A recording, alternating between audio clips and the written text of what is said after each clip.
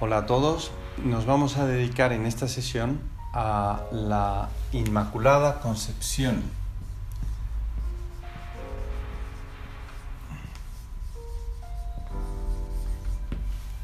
Si bien hemos querido seguir una línea dogmática o los dogmas de nuestra fe o nuestra fe, de vez en cuando vamos a ir interrumpiendo por fechas señaladas. El 8 de diciembre celebra la Iglesia Universal la solemnidad de la Inmaculada Concepción. Cierto que para nosotros los mexicanos el 12 de diciembre pues salta muchísimo más, pero pues queramos que no, esta es una fiesta universal, una solemnidad, una fiesta de mucha importancia en toda la Iglesia. Tradicionalmente se le ha dedicado una novena de preparación precisamente a esta fiesta.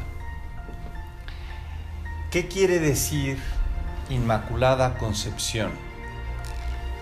Bueno, vamos a datos concretos. El Papa Pío IX, en el año de 1854, o sea, para términos teológicos o de la Iglesia, pues antes de ayer, definió que la Santísima Virgen María había sido preservada de todo pecado. Es decir, inmaculada, no tuvo mancha de pecado original, desde su concepción. Cosa contraria a lo que sucede con todo el género humano, porque nosotros, los hombres y mujeres, entiéndase, en cuanto nacemos heredamos el pecado original.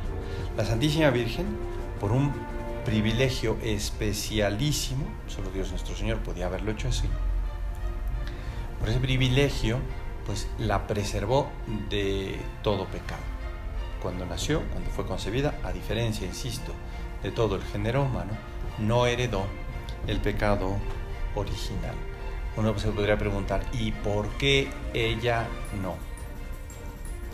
Cuando se estudia Mariología, que es la materia de teología que trata acerca de distintos misterios relacionados con la Santísima Virgen María, se estudia como primer dogma o como verdad más grande, como verdad, pues eso, de privilegio más grande de la Santísima Virgen, el hecho de que ella sea la Madre de Dios. Aquello es inefable, es un misterio que nunca acabaremos de entender. Hablábamos de la Santísima Trinidad como es un misterio.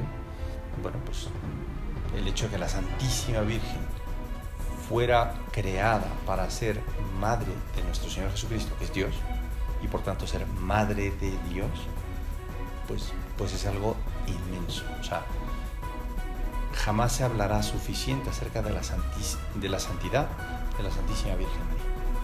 Bien, de manera que Dios quiso preservarla de toda falta precisamente porque iba a ser madre de Dios.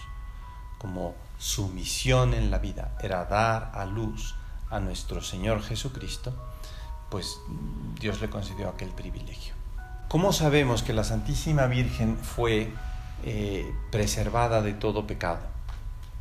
Como decía, esto se define en 1854, es decir, la teología va profundizando, la teología va, por decirlo de alguna manera, evolucionando. Distintas definiciones o misterios como los conocemos fueron definidos hace 2, 3, 5, 10, 15 siglos, y la Iglesia pues siempre ha querido pues profundizar en aquello, de manera que es un dogma que la Iglesia define, el magisterio de la Iglesia, las enseñanzas de los papas dicen esto es así. Se llega a esta conclusión después de estudiar la Sagrada Escritura y observar, por decirlo de alguna manera, la fe, en concreto de aquí para atrás, de muchos santos, de muchos teólogos, de padres de la Iglesia. Los padres de la Iglesia son santos de la antigüedad, muy especiales. De manera que los padres de la Iglesia hablaron de que la Santísima Virgen María pues estaría libre de pecado. Así lo han explicado distintos teólogos, se llega a esa conclusión teológica, pero se podría decir que por encima de eso está el testimonio de la Sagrada Escritura. Una vez más, como en alguna otra ocasión, vale la pena tener una visión de conjunto. Cuando Adán y Eva pecan, nuestro Señor sale a su encuentro y hace una profecía, ¿no?, de lo que sucederá más adelante. Enviaría al Redentor. Cuando habla del Redentor, nuestro Señor, en ese pasaje importantísimo del capítulo 3 del libro del Génesis, dice: pondré enemistad entre ti y la mujer. Entre ti es el demonio y la mujer. La mujer a la que se refiere no es Eva, es una mujer que habría de venir en el futuro, que ahora entendemos que es la Santísima Virgen. Esas palabritas, pondré enemistad, nos hablan de que efectivamente la Santísima Virgen en ningún momento tuvo pecado. Esto quiere decir que ni pecado original ni pecados personales. La Santísima Virgen no solo, insisto, está libre de pecado original, sino que después, a lo largo de su vida, no se manchó con ningún pecado, en ningún momento. A nosotros nos pasa que podemos cometer pecados graves, pecados mortales, podemos cometer pecados veniales, podemos tener faltas de generosidad con nuestro Señor, podemos tener faltas de amor con nuestro Señor. Se puede decir que hay una jerarquía en torno a no portarse bien. Bueno, pues la Santísima Virgen ni pecados mortales, ni pecados veniales, ni faltas de generosidad, ni faltas de amor de Dios tuvo en toda su vida. Como decía hace un momento, aquello habla de la santidad eximia de nuestra Santísima Madre. Con respecto al pecado original, ¿qué podemos decir? Bueno, pues resulta que, decíamos, Adán y Eva pecan. Por eso se le llama pecado de origen. Son nuestros primeros padres y en ese momento cometen un pecado que se hereda a todo el género humano. En cuanto somos concebidos, heredamos ese pecado. Un pecado pues para todo mundo, sin distinción de razas, de género, de edades. Hay quien se pregunta, bueno, padre, ¿y eso no es injusto? ¿Que yo herede el pecado cuando yo no lo cometí? Ciertamente la Iglesia hace una diferencia, una distinción entre el pecado original y el pecado personal. Una cosa es lo que yo pueda llegar a cometer y otra cosa es lo que yo acabo heredando. Sí parece injusto. Lo que pasa es que Adán y Eva eran nuestros primeros padres y en ese sentido nos representaban. Tiendo a poner el ejemplo de un presidente, un primer ministro, un rey, un embajador, ¿no? Pues si los Estados Unidos se comprometen a entrar a la Segunda Guerra Mundial, cosa que en algún momento parece que negó el papá de los Kennedy como embajador de Inglaterra, no vamos a entrar. De repente el presidente dice, sí, vamos a entrar. Y entran a la guerra con los aliados. Habrá habido muchos americanos que no les hubiera gustado la idea de entrar a la Segunda Guerra Mundial. Sin embargo, el que los preside decide por ellos y al final pues participan en la Segunda Guerra Mundial. Quien preside, quien va como representante, embajador de una nación, compromete al país. Podríamos pensar que es injusto. Al final eso es. Acabamos de tener elecciones en México. Muy bien, se eligió a esta persona. A algunos les gustará, a otros no les gustará.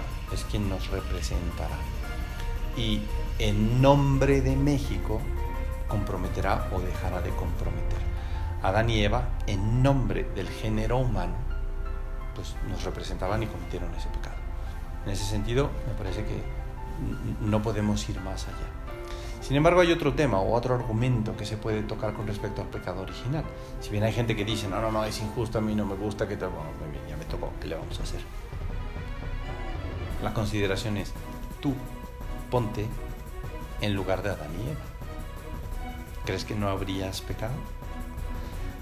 La verdad es que yo creo que si lo pensamos, con todo y que ellos pues eran muchísimo más perfectos que nosotros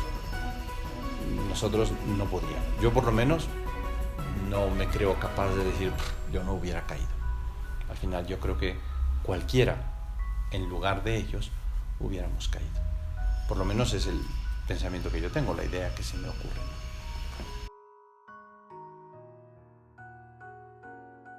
De manera que estos días, pues una novena de preparación para esa fiesta. ¿En qué pueden consistir? Pues la verdad es que cualquiera puede decidir lo que quiera. Algunas veces he leído libros en torno a la novena y van considerando distintos dogmas de la Santísima Virgen. Yo creo que es una muy buena ocasión para pues, pedir que no pequemos tanto, para pedir a la Santísima Virgen que nos ayude a librarnos del pecado. Alguien se puede proponer rezar el rosario todos los días de la novena. Hay quien puede decir, bueno, pues voy a hacer un rato de oración, de meditación con respecto a ese tema. Voy a considerar distintos momentos de la vida de la Santísima Virgen. Voy a rezar el bendita sea tu pureza. Precisamente se refiere esa oración a la limpieza de alma, de cuerpo, de costumbres de la Santísima Virgen. Si no se sabe la oración del bendita sea tu pureza, la pueden encontrar en Google, todo está en Google, en el internet hoy en día. Una oración breve a la Santísima Virgen, muy bonita, que se puede rezar en distintos momentos durante el día, ¿no? Siempre hay momentos de tráfico, momentos muertos en los que bien podemos recurrir a ese recurso, ¿no? Valga la redundancia. Hay una tradición en la Iglesia, alguna vez he leído que de las 3 Aves Marías. Alguna vez he leído que alguna santa que nos recomendó decía que había que rezar 3 Aves Marías en la mañana y 3 Aves Marías en la noche. Si alguien se queja de poca pureza de costumbres en nuestra sociedad hoy en día, pues la verdad es que si vemos cosas que no van, sucias, que ensucian a la sociedad, al alma, a la conciencia, pues ojalá que nos animemos a rezar un poco más todos los días. Pues yo espero que esto les ayude a prepararse para la fiesta, sin olvidar obviamente la fiesta de la Santísima Virgen de Guadalupe. Por el mismo precio podemos rezar de aquí al 8 y luego del 8 al 12 y de ahí en adelante prepararnos para la Navidad.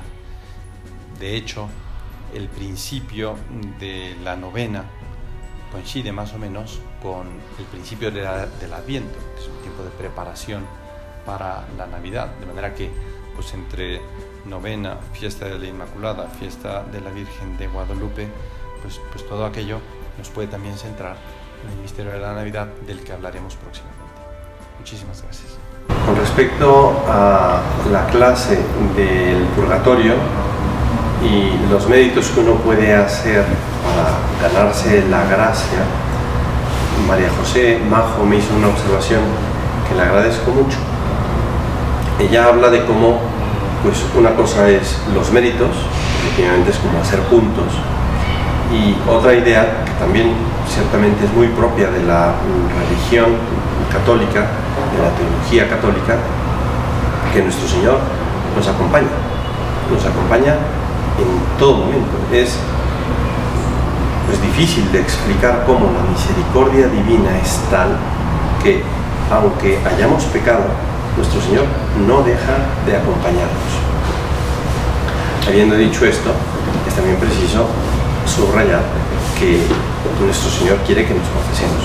Si bien nos acompaña, tarde o temprano, requiere nuestra confesión. Pero sí es cierto, como decía Majo, Él entiende muchas veces nuestros tiempos. En ocasiones, pues nosotros nos ponemos como más presión ante algunas cosas y nuestro Señor espera. ¿Cómo nos acompaña? Es un modo misterioso, pero sí que camina a nuestro lado y no deja de socorrernos, aunque a veces nosotros no hagamos los méritos. Hay también que decir que si hacemos méritos, precisamente porque Él nos da la gracia para conseguir esos méritos. Pero insisto, le agradezco mucho a Majo esa observación que es muy cierto. El acompañamiento de nuestro Señor es misterioso, muy bonito, habla de su misericordia. Muchas gracias.